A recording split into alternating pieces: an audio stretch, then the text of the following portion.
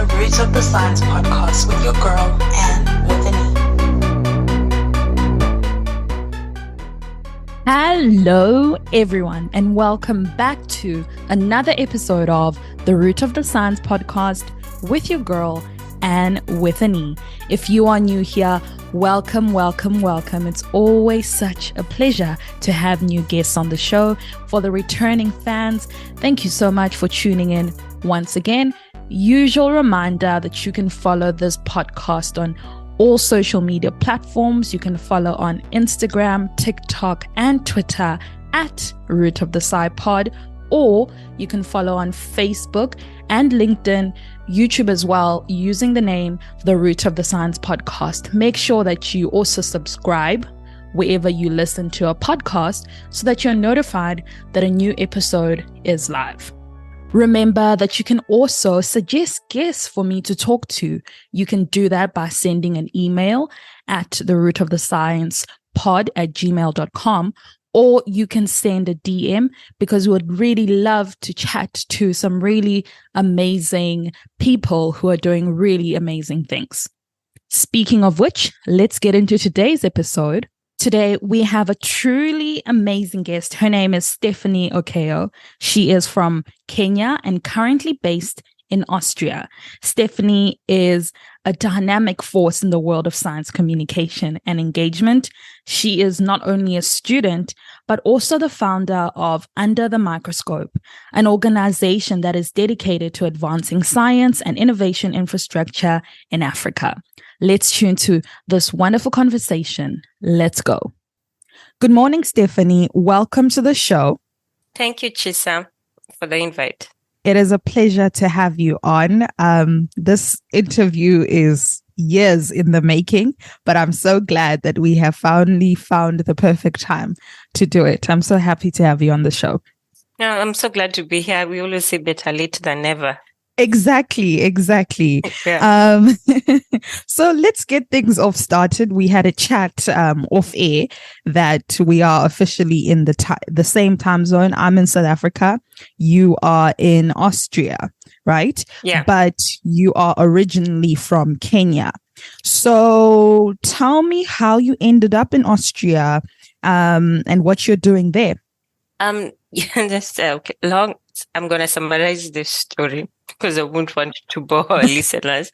So I have a background in microbiology, and then I founded an organization, a science communication organization called Under the Microscope.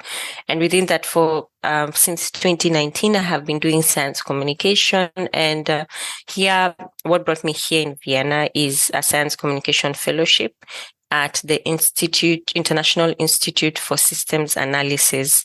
I know it's such a long name, but you could call it IASA. So I'm here for a summer science communication fellowship, which is a 3-month program, whereby we are in charge of communication products and services for the research institute. That's amazing. And that was a very good summary. So well done. You're a great science communicator. We think so. Yeah, clearly the fellowship is working. Yeah, right. Yes, but it's ahead. a great learning experience, because I think sometimes what I'm seeing or learning is how we do science communication is not like a one hat fit all. How it's done in a research institute is different with how I do it in my organization. Is different with how will be done in an academic institution. So it's quite interesting just to see.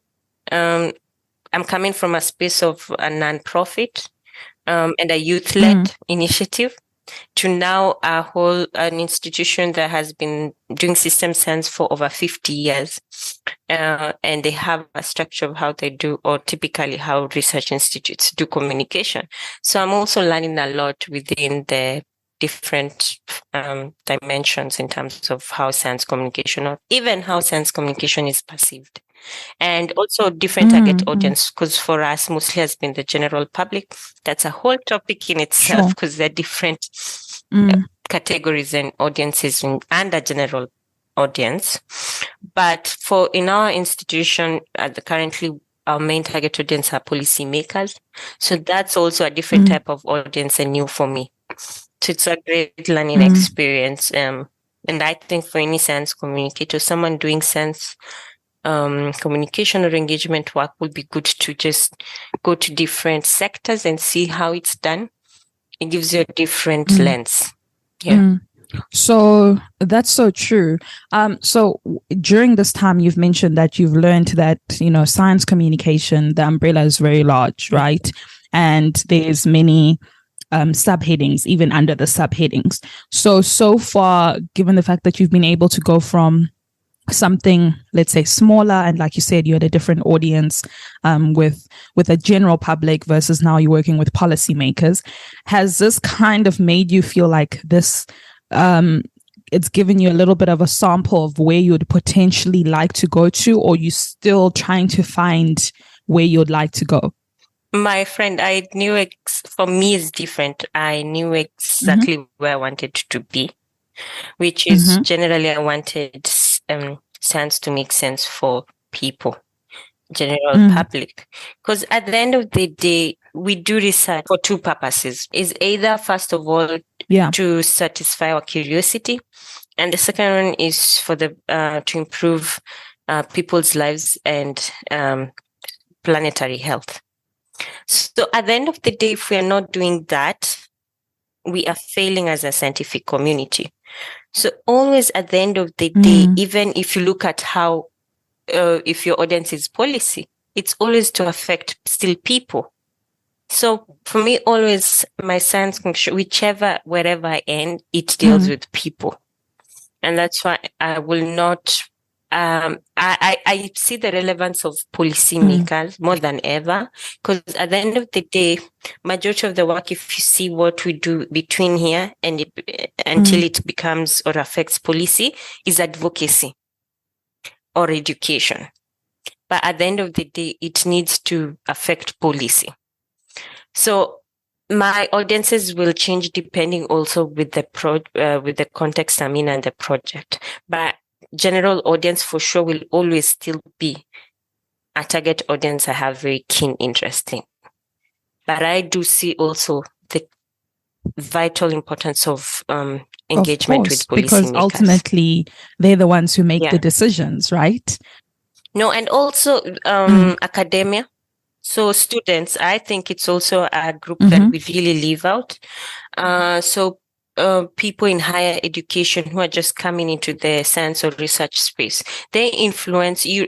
With that will be good because they influence somehow which their research interest areas, how they see research, how do they approach research? Do they have a participatory approach to it?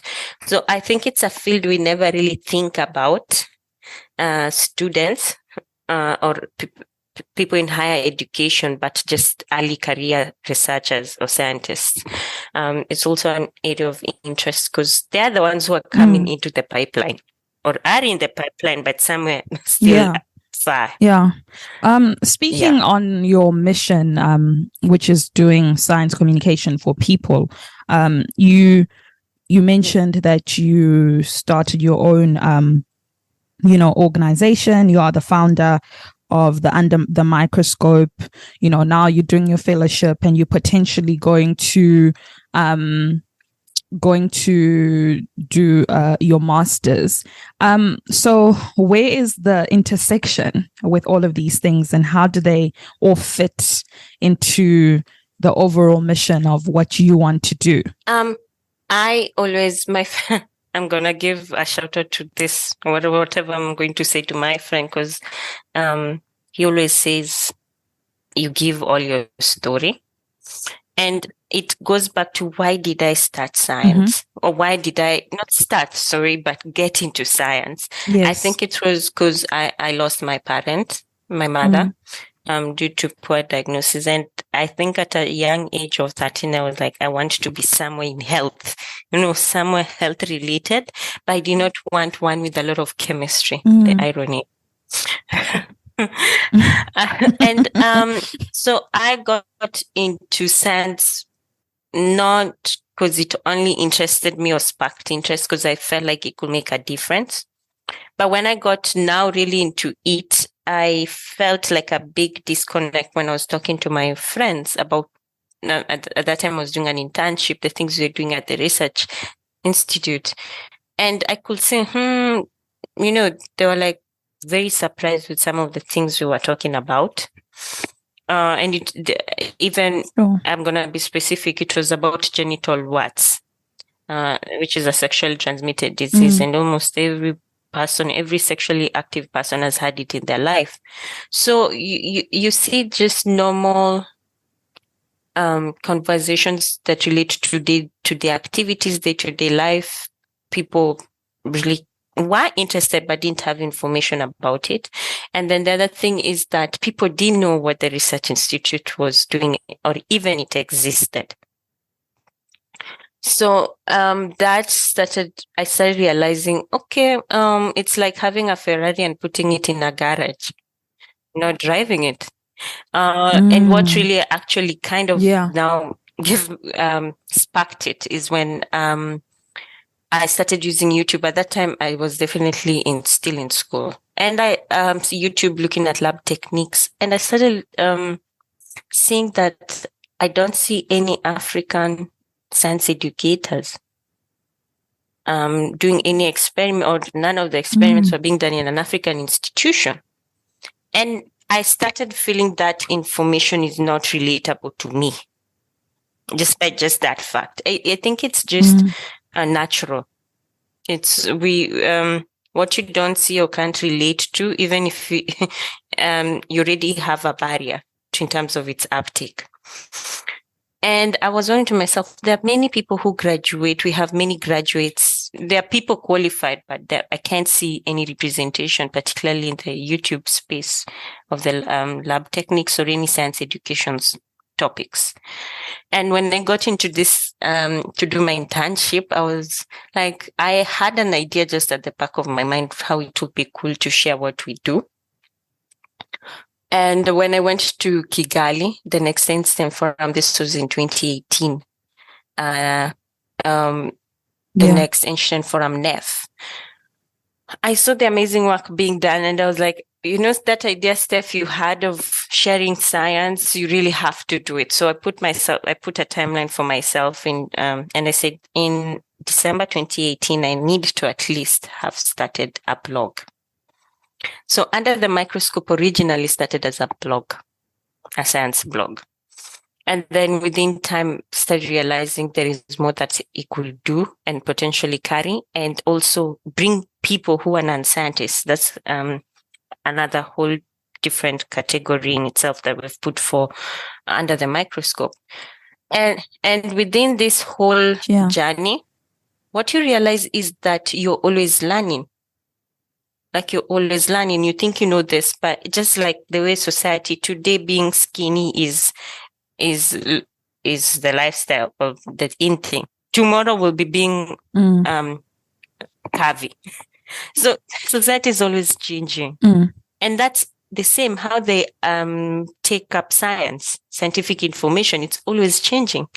Before, maybe you will not have, I'm not saying whether it's good or bad. Everybody has a right to have their own opinion, but like with the COVID, people have have an opinion. That means they also have their own understanding in terms of when it comes to the world of vaccination. Not only COVID, there's some people also who do not do any vaccination. Look at GMO foods. There's some people who will never take any GMO product. That's why they're whole food organic markets. When you look at they're different. Society is also changing how it's taking up scientific information, how it's questioning it, how they feel they're contributing to its integrity. And with that, I feel as a science communicator, I always need to be learning. And that's why also things like this fellowship here in Austria, and also my pursuit to do my undergraduate studies in a master's degree in science communication is vital for me. I feel I'm a lifelong student. and that you only do it by doing it, which I have been doing through my organization, but also having an academic lens to it. Because one of the major barriers in our space, even Chase, of what you do, is that there's not so much research or evidence in our work. So it is really usually then hard to articulate its impact and also articulate the structures required to facilitate or strengthen it, because there's just no or limited research. So that's why I'm very keen in expanding into fellowships, and also right now, hopefully in October at Imperial London College to join my master's program in science communication. Amazing, Steph. Amazing. And let's talk about this potential of you going to study your science communication to further expand your skills, because you're clearly very passionate about what you want to do. So I know on social media you are currently fundraising for it, and we're gonna attach the link in the show notes for that to help. But I just wanted to give you a moment to tell people why we should help you, and what you hope to achieve after you've completed your master's program. It's interesting how you put it, because when you were talking about it, it just made me realize this is also another stage of school of life for me. Because I think it's as I say, the main reason for me going to school is to learn and to see how I can mainly contribute within this space of science education, science literacy, public science engagement. You call it, there are many names. Yeah. And when I got this, I had applied for a full scholarship. I had applied for the Chevening and the Commonwealth, but I did not get it. And then at some point, I also applied for the Great Award, which is done in collaboration with the universities and British Council. And I got it. And at some point, it hit me that sometimes, and I'm speaking to anyone who is applying for higher education, and you're waiting for that full scholarship, or you're waiting for that perfect fit or moment to get started. And for me, when I got that great award, I was like, you know what, Steph, a window has opened. You should take up the chance. And I was not even comfortable at first. I'm speaking, this is my personal preference or just my experience. I was not comfortable with the thought of even fundraising, because just with my upbringing, asking sometimes is difficult.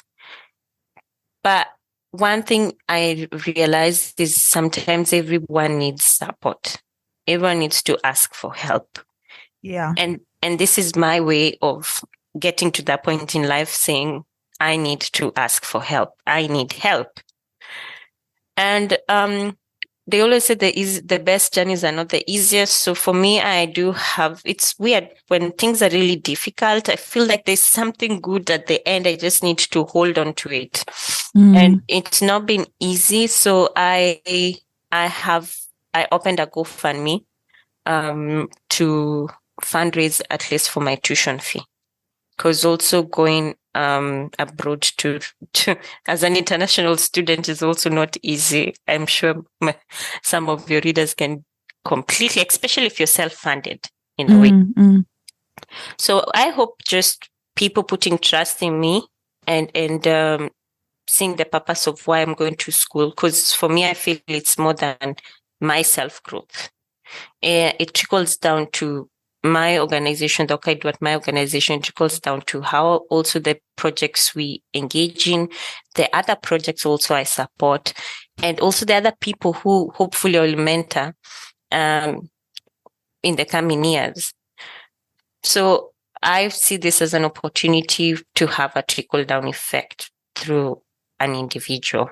And I hope with all the people who've supported me so far and hopefully will support me, see that. And that's how, for me, is my contribution.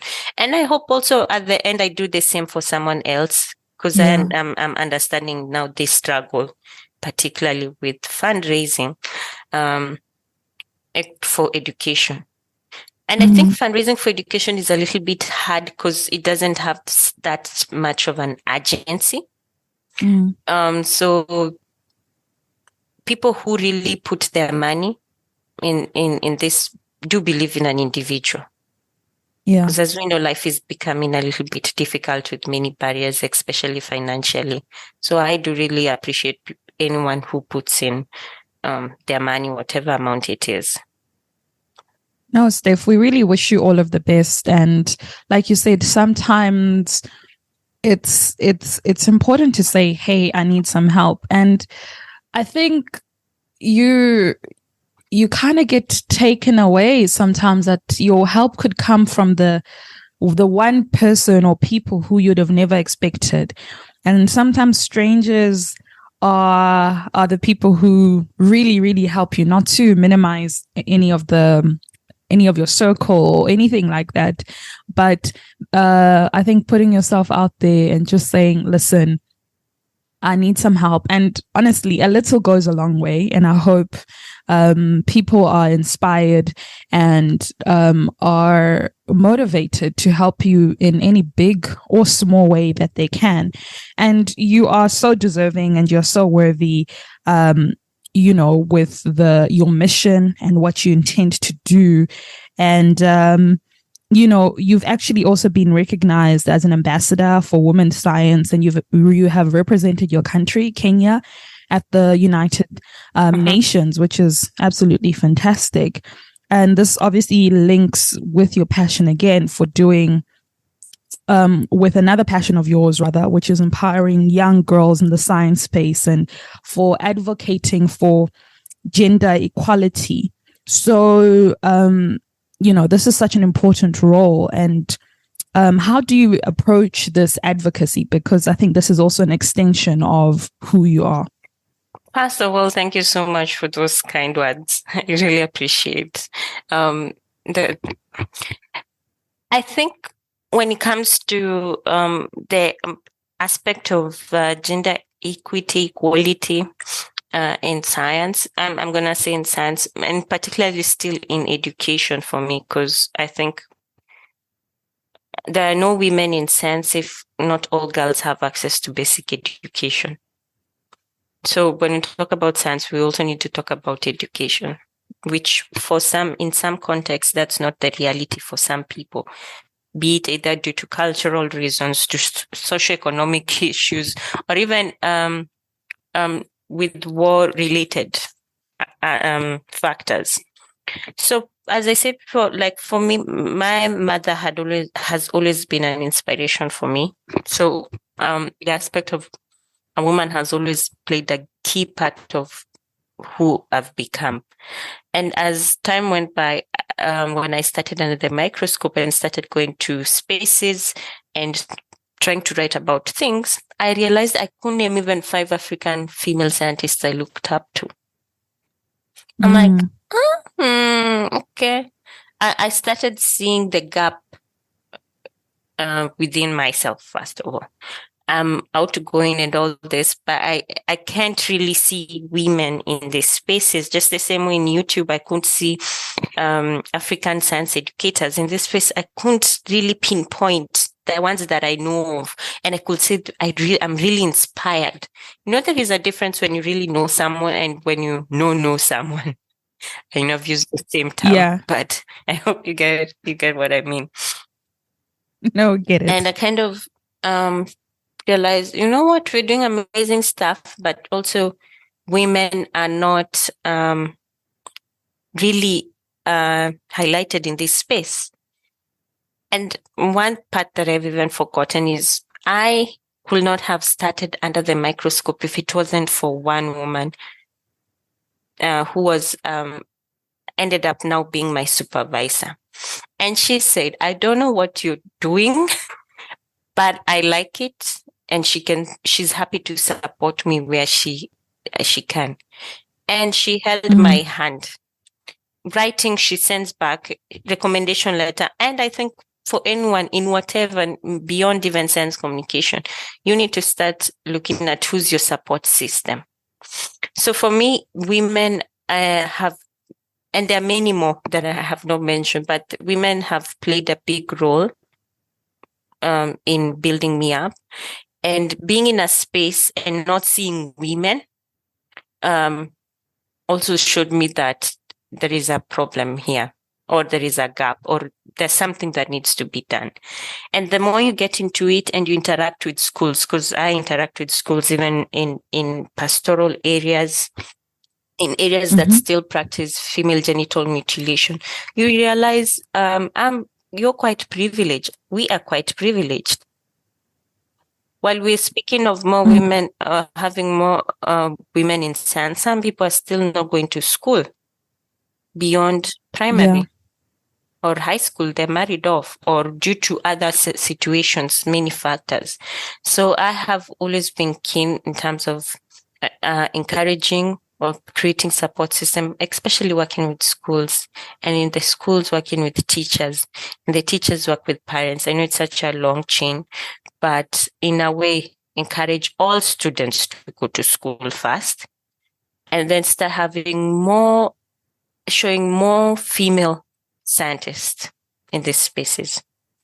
And even by just seeing me is still an example. Sometimes we think you need to do something very fancy to impact, but you just need to relate it, and authentic is a whole other debate in itself. But just see, you can. There is still some truth with you can't be what you can't see. That might be true for some people, especially for people still who need a lot of support and encouragement. So for me, supporting mentorship programs for schools that bring in and have a particular interest with girls or empowerment of girls in STEM careers is important. So supporting mentorship spaces has been important for me, highlighting in international spaces and regional spaces. African women's work has also been very keen for me in my work. And in that way, it's a drop in the ocean, but I feel creates a space of more awareness. And that's how I approach advocacy in my work. Wow. Yeah, I think you touched on something very important that, you can't, it's hard to aspire for something that you can't see. And that work is important. Not like even from an African perspective, and I resonate with that, and that's why I also do what I do, and I'm glad that you do what you do, and this just further resonates the wonderful conversation that we've had, and we understand the genesis of why you do what you do, where you aspire to go to, Steph. And it's been so amazing having you on and having you share your story. And I wish you all of the best in everything that you are going to do, because you are. I know you. If there's one person who can, I know it's you. So thank you so much for chatting with me today. It's been such a pleasure having you on. Thank you so much, Chisa. And it's amazing what you're doing here. As I said, it might, for some people in another level, seem micro, but also just giving a voice to different people with different passions is amazing. And I think one thing I would like to leave with anyone hearing me is it's also okay not to know what you want or what you're doing. When I started, I didn't even know this is called science communication. Yeah. So we live in a world that we always want to know things specific. We are afraid of stepping in the unknown, or we're afraid of falling or failing. So I think whatever your passion is in whatever field, or even it is okay not to know, but it is okay not to do something about it. You just need to try. The only way we can do, we live in a microwave generation. You just have to do. Yeah. That's so true. Thank you for that. That's so true. Like, same. I didn't know what this was. I didn't even know it had a name.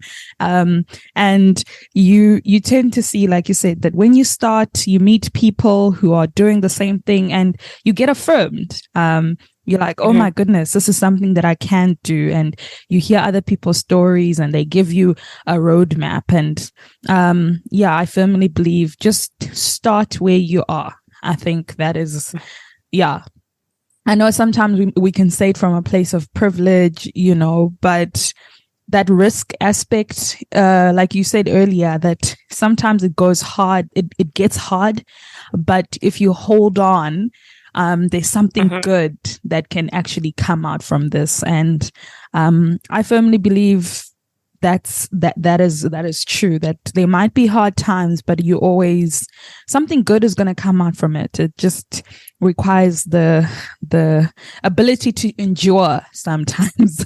It's all about resilience. But anyway, to everybody else who's tuned in, thank you so much for listening in to another episode of the Root of the Science podcast with your girl, and with an E. Until next time, goodbye. Bye.